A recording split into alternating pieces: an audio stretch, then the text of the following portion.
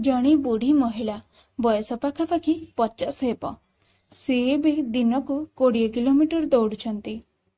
हेले कौन तांको एते प्रभावित करिछि एवं काहेकि से एते डेरी रे?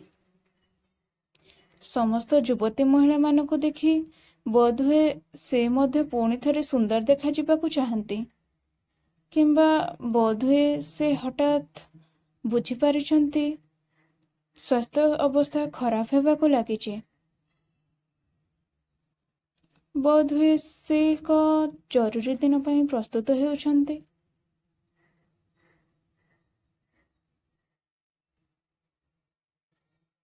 डॉक्टर मैम, आम पाखरे आउ समय नहीं।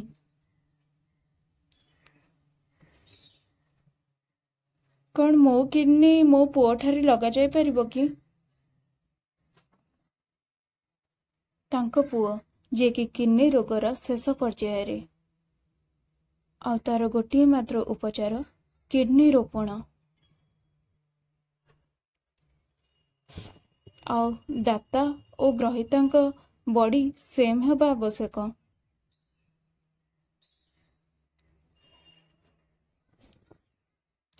पुओ तू व्यस्त हनी, खूब जल्दी तू ठीक हो जिबो। डॉक्टर कहले तुमको पाखापाखि 20 केजी ओजन ह्रास करने पड़िबो। ताहाले जाई तमे तम पुओ को किडनी डोनेट करि परिबो। कौनसी व्यक्ति मोते डाएट किंबा ओजन ह्रास करने को नहीं पारिबेनी, केवल मो निज पुओ छड़ा।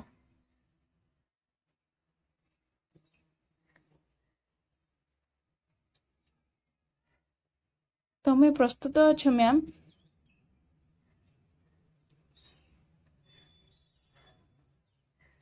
हाँ, मो प्रस्तुत।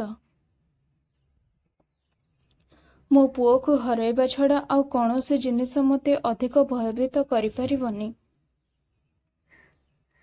51 वर्ष बयस श्रीमती वांग तांको सीमा ठारू अधिक जाई 20 किलोग्राम ह्रास करिसंती एवं किडनी को त्याग करी तांको जीवन रक्षा करिसंती।